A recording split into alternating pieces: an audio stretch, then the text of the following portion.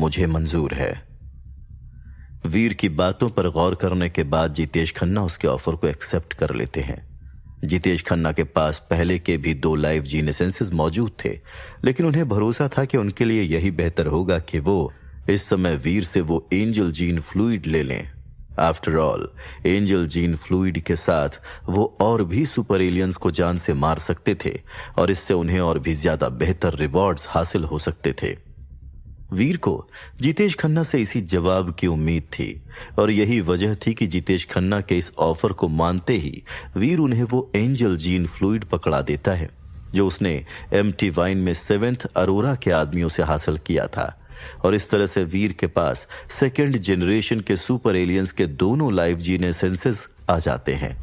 वीर Holi light shield bug की body को भी स्पिरिट आउल और डेथ नेल को खिलाता है, इस उम्मीद में कि वो जल्द ही इवॉल्व हो जाएंगे।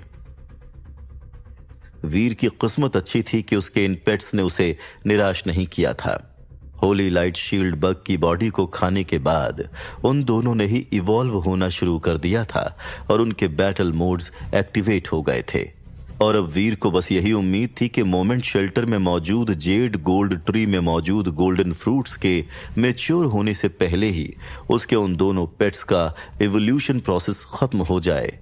जितेश खन्ना को एंजल जीन फ्लूइड देने के बाद वीर एक सेफ जगह ढूंढता है और 2nd जनरेशन के दोनों लाइव जीन एसेंसेस को अपने अंदर रिफाइन कर लेता है।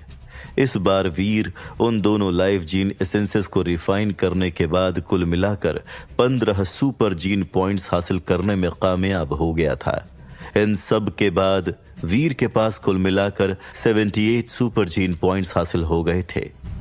जहां एक तरफ वीर सुपर जीन पॉइंट्स को हासिल करने के प्रोसेस में था, वहीं दूसरी तरफ उसे जितेश खन्ना के दर्द में चिल्लाने की आवाजें सुनाई दे रही थीं, जिन्हें इस समय हीलिंग के लिए सिल्वर फॉक्स की शॉक थेरेपी लेनी ही पड़ी थी। पिछली बार वीर ने जो कुछ भी देखा था उसके बाद उसने एक चीज तो तय कर ली थी कि वो सिल्वर फॉक्स की लाइटनिंग से तो बिल्कुल भी हील नहीं होना चाहता है और इसीलिए उसने इस बात का खास ध्यान रखा था कि वो किसी भी बैटल के बाद खुद को सिर्फ और सिर्फ अपनी होली लाइट से ही हील करेगा। जब वीर और जितेश खन्ना दोनों ही अपनी अपनी कमजोरी और थकान से रिकवर हो गए थे तो वो दोनों डेविल ब्लड शेल्टर वापस लौट आते हैं, ये सोचते हुए कि क्या उन्हें किसी और सुपर एलियन को जान से मारने का मौका मिल पाएगा या नहीं। लेकिन इस बार चाहे जितेश खन्ना किसी भी तरह से डेविल ब्लड शेल्टर के सुपर एलियंस को अट्रैक्ट करने की कोशिश क्यों न कर लें, लेकिन कोई भी सुपर एलियंस शेल्टर के बाहर आ ही नहीं रहे थे। जो कुछ भी हुआ उसके बाद वो सुपर एलियंस उस शेल्टर को अकेला छोड़ने की हिम्मत भी नहीं करना चाहते थे और इसीलिए वीर और जितेश खन्ना के पास वहां उस एरिया को छोड़कर जाने के अलावा और कोई दूसरा रास्ता नहीं बचा था। डेविल ब्लड किंग के पास अब 14 सुपर एलियंस रह गए हैं। एक बात तो तय है कि हम उन सभी सुपर एलियंस को उस शेल्टर में से बाहर नहीं निकाल सकते, लेकिन अगर वो हमारे गोल्डन फ्रूट्स को चुराने की कोशिश करता है तो उसे जरूर कुछ सुपर एलियंस को वहां शेल्टर में ही रहने देना होगा। अगर ऐसा होता है तो मुझे वाकई में ऐसा लगता है कि मेरे पास अभी भी एक मौका है। मोमेंट शेल्टर वापस आने के बाद वीर आने वाली सिचुएशन के बारे में सोचते हुए गहरी चिंता में पड़ गया था। वीर, क्या तुम मुझे यह बताने की जहमत उठाओगे कि तुम्हारा यह शेल्टर एक्चुअल में किस क्लास का है? अपने आसपास के माहौल को दंग होकर स्कैन करते हुए जितेश खन्ना की आंखों में एक चमक आ गई थी और एक छोटे बच्चे की तरह वो हर एक चीज के लिए क्यूरियस हो गए थे। ये किंग क्लास शेल्टर है, एक ऐसा शेल्टर जिसे पहली बार किसी इंसान ने हासिल किया है। अपने चेहरे पर प्राउड लुक के साथ वीर जितेश खन्ना से कहता है, ये तो बहुत ही कमाल की बात है, लेकिन एक बात मुझे अफसोस के साथ कहनी पड़ रही है कि यह कमाल की बात होने के साथ साथ काफी दुख की बात भी है। नहीं, मेरा मतलब है कि इसकी पथरीली सड़कों और लग्जूरियस पैलेसेस में रहने के लिए लोग ही नहीं रहेंगे तो इस तरह का रिमोट शेल्टर पूरी तरह से बेकार होगा। वीर की बात सुनने के बाद जितेश खन्ना उससे कहते हैं और उनकी बात सुनकर वीर जोरों से हंसने लगता है।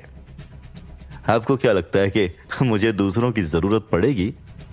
वीर हंसता है और सिल्वर फॉक्स और बाकी के पेट्स की तरफ देखता है। तभी जितेश खन्ना बिग ब्लैक और स्मॉल ब्लैक को देखते हैं और उनका दिल बैठ जाता है। ये सभी सुपर एलियंस तुम्हारे ही पीछे पीछे क्यों घूमते रहते हैं और तुम्हारे ही ऑर्डर्स क्यों फॉलो करते रहते हैं? मैं तुमसे ज्यादा अमीर, तुमसे ज्यादा स्मार्ट और हर तरह से तुमसे कहीं ज्यादा हैंडसम भी हूं। तो बताओ, क्यों कोई सुपर एलियन मुझे फॉलो नहीं करता और ना ही मेरे ऑर्डर्स फॉलो करता है? छोटे बच्चों की तरह कंप्लेन करते हुए जितेश खन्ना वीर से पूछते हैं। वेल, ऐसा इसलिए है क्योंकि मैं आपसे ज्यादा लकी हूं। जितेश खन्ना की बात सुनकर वीर हंसते हुए उनसे कहता है। वीर की बात सुनकर जितेश खन्ना कुछ बोलने के लिए अपना मुंह तो खोलते हैं, लेकिन उनके मुंह से एक शब्द नहीं निकल पाता है, बल्कि वो बस अपने दांत भींचते हैं और जेड गोल्ड ट्री को इंस्पेक्ट करने के लिए चले जाते हैं। तुम्हें क्या लगता है इन गोल्डन फ्रूट्स के अंदर क्या हो सकता है?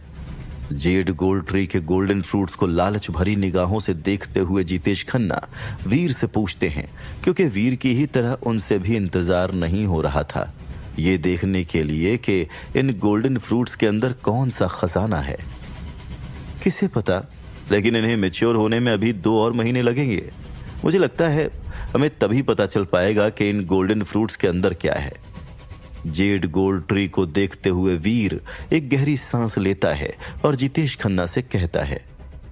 अब तक वो जेड गोल्ड ट्री 3 फीट लंबा हो गया था और तुम कह रहे हो कि तुम्हारा ये छोटा सा पेड़ सुपर एलियन की अच्छी खासी तादाद को अपनी तरफ खींच लाएगा? जितेश खन्ना वीर से पूछते हैं। आपने देखा था ना कि उस एम्प्टी वाइन के साथ क्या हुआ था, है ना? तो एक बात की गारंटी तो मैं दे सकता हूं कि ये उससे भी ज्यादा बड़ा होगा। अपने चेहरे पर स्माइल के साथ वीर जितेश खन्ना को जवाब देता है। और तुम्हें ये एक अच्छी चीज लग रही है? केवल भगवान ही जानता है कि इस पेड़ की वजह से न जाने कितने ही खतरनाक सुपर एलियंस इस शेल्टर में आ जाएंगे और तब डेविल ब्लड किंग और उसके सुपर एलियंस की फौज के साथ डील करना आसान नहीं होगा। जितेश खन्ना अपनी आईब्रोज सिकोड़ते हुए वीर से कहते हैं। जितेश खन्ना की इस बात से तो वीर भी अग्री करता था कि यह इतनी आसान बात नहीं थी।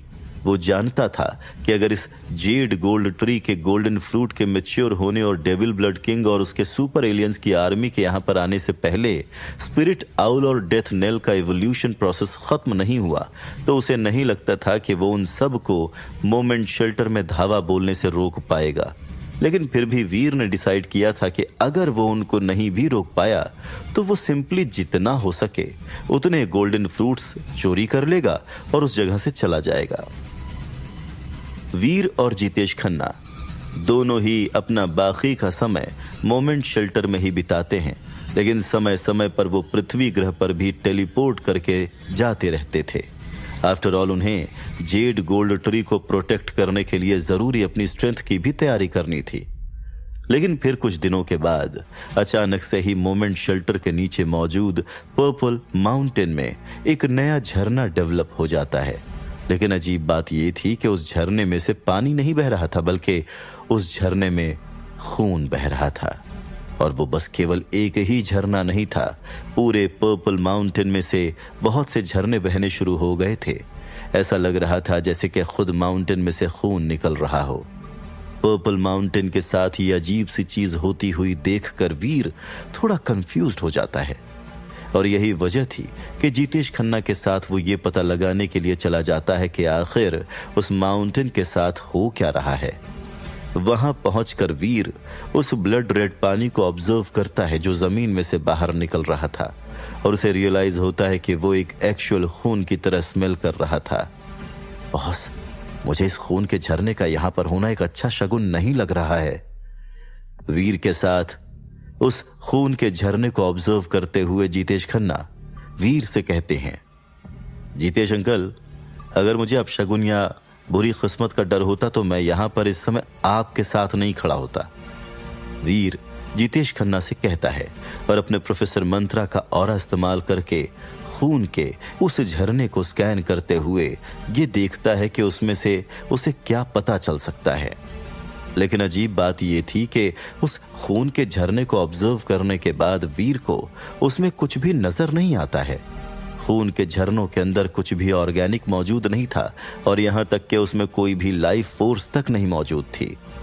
पूरे पर्पल माउंटेन को ऑब्जर्व करने के बाद वीर नोटिस करता है कि वहां पर कुल मिलाकर ऐसे 7 झरने हैं, लेकिन खून के वो झरने बस 7 दिनों तक ही वहां पर थे और उसके बाद वो सब के सब पूरी तरह से सूख जाते हैं।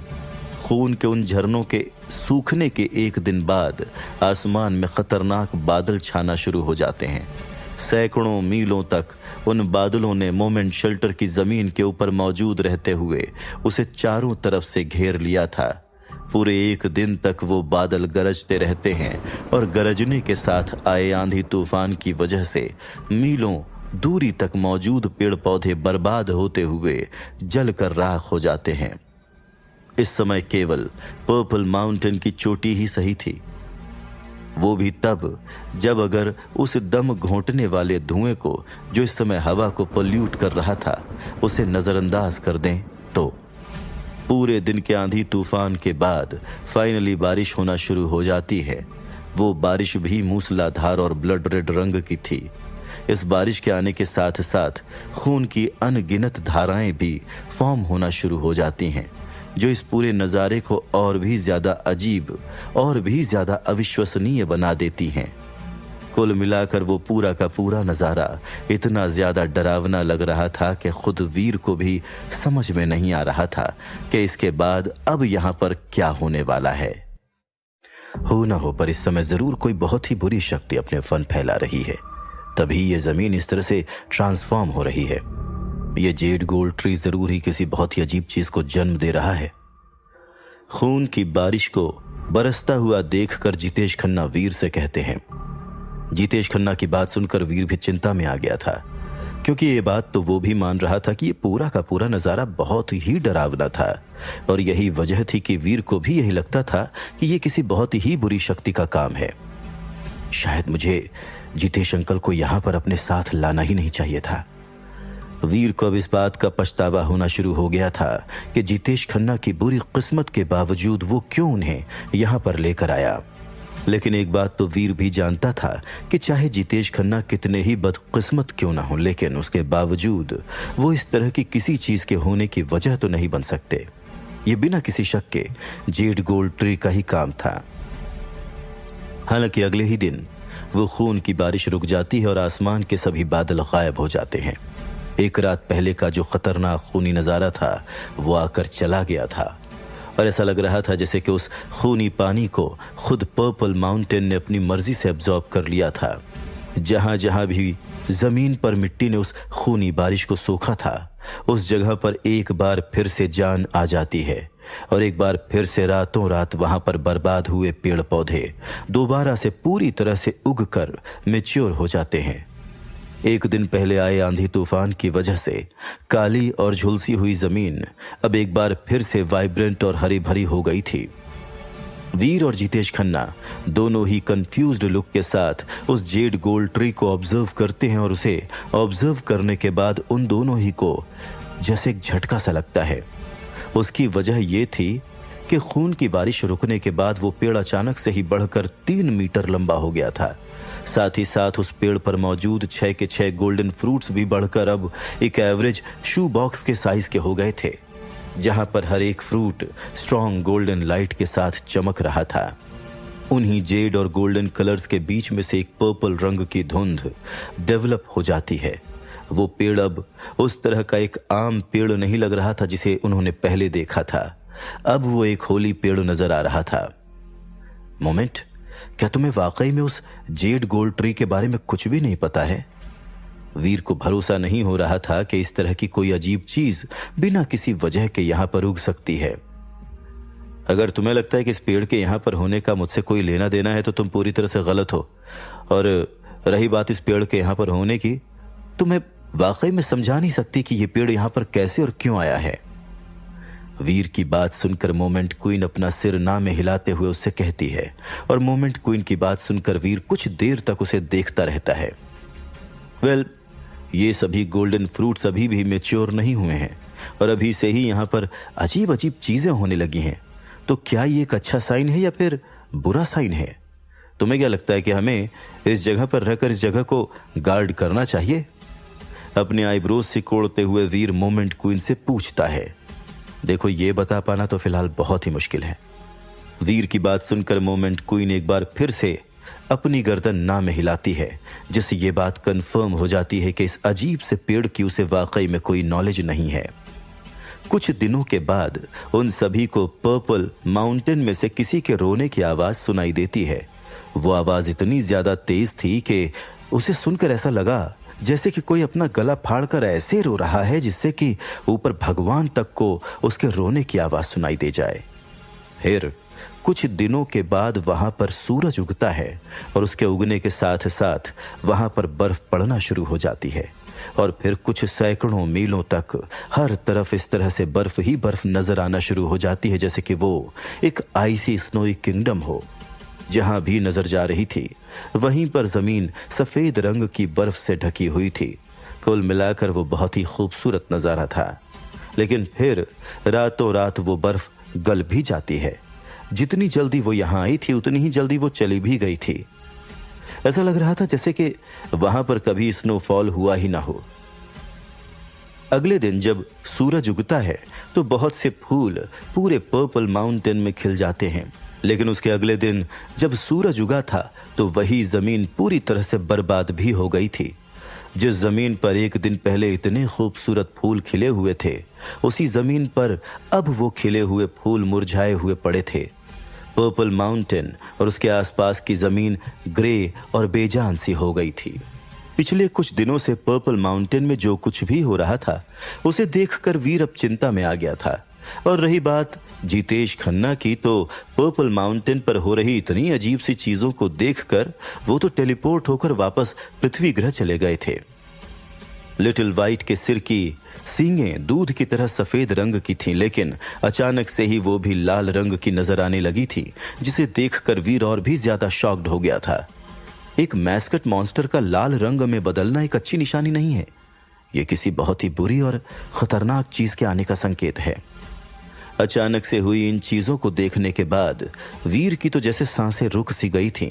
लिटिल वाइट के साथ इस तरह की कोई चीज होना यह जरूर ही एक बहुत बड़ा अपशगुन था। इस बार जितेश खन्ना की ही तरह वीर भी पृथ्वी ग्रह वापस लौट आता है। पर्पल माउंटेन में इधर कुछ समय में जो कुछ अजीब चीजें हुई हैं, वीर उनके बारे में रिसर्च करना चाहता था, लेकिन अपनी रिसर्च में वीर के हाथ जो भी आर्टिकल्स लगे थे वो सब उस जमाने में लिखे गए थे जिस समय पृथ्वी ग्रह के लोगों को दूसरे ग्रहों के होने के बारे में पता भी नहीं था। और यही वजह थी कि वीर को भी बस वही चीजें पता थीं जो उन आर्टिकल्स में लिखी हुई थीं। यानी कि अगर किसी भी तरह के संकेत में खून इन्वॉल्व है तो कुछ न कुछ बुरा होना ऑलमोस्ट तय है। अनफॉर्चुनेटली बहुत ही कम लोग इस तरह की पौराणिक बातों पर भरोसा करते थे, लेकिन अभी भी कुछ लोग ऐसे थे जो फोरम्स पर इस तरह की सुपरनैचुरल चीजों के बारे में डिस्कस करते थे। और यही वजह थी कि वीर ने भी पोलर नाइट पर इस चीज से रिलेटेड एक पोस्ट बना दी थी, इस उम्मीद में कि वहां फोरम में मौजूद लोग उसे वो बता सके जो वो जानना चाहता था। लेकिन वीर के अपनी सिचुएशन को समझाने के बाद फोरम के लोगों को लगता था कि वो पागल है। उन्हें वीर की किसी भी बात पर रत्ती भर भी भरोसा नहीं था, लेकिन उन्होंने ये पूछने का खास ध्यान रखा था कि इस तरह के अजीब हादसे मोराग ग्रह पर कहां हो रहे हैं। हालांकि कुछ लोग ऐसे भी थे जिन्होंने वीर की मदद करने की कोशिश की थी, लेकिन अनफॉर्चुनेटली वो भी वीर के बहुत ज्यादा काम नहीं आ पा रहे थे। पर्पल माउंटेन में से खून निकल रहा है, रात में रोने और चिल्लाने की आवाजें आ रही हैं। एक मैस्कट एलियन अब खून में सना हुआ नजर आ रहा है। तुमने जो कुछ भी हम लोगों को बताया है उसका बस एक ही मतलब नजर आ रहा है कि बहुत जल्द कोई बहुत ही बुरी शक्ति पैदा होने वाली है। ठीक वैसे ही जैसे महाभारत के समय में जब दुर्योधन का जन्म होने वाला था, तब कुदरत में ऐसे ही अजीब और बुरे संकेत नजर आए थे। और तभी से ऐसा माना जाता है कि अगर इनमें से कोई भी संकेत नजर आता है तो दुनिया में खलबली मच जाती है और भूचाल सा जाता है। लेकिन फिर ये सब एक मिथ ही है और आज तक किसी ने भी ऐसी किसी चीज को अपनी आंखों के सामने होते हुए तो नहीं देखा है। लोल नाइट टाइम स्टार गेजिंग नाम का एक यूजर वीर की पोस्ट पर रिप्लाई करता है और उसका रिप्लाई पढ़कर वीर का दिल डर के मारे जोरों से धड़कने लग गया था।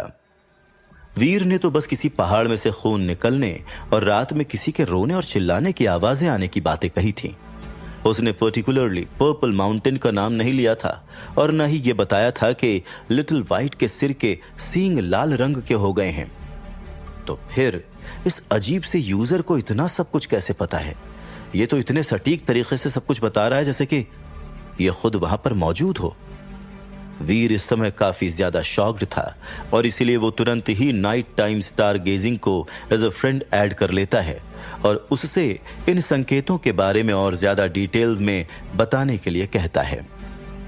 नाइट टाइम स्टार गेजिंग वीर को बताता है कि उसने ये सब किसी पौराणिक किताब में पढ़ा था और उसी में से उसे ये पता चला था कि इन सब संकेतों का बस एक ही मतलब है कि दुनिया में कोई बहुत बुरी शक्ति पैदा होने वाली है। लेकिन इस किताब को पढ़कर उसे अभी तक बस इतना ही पता चल पाया था।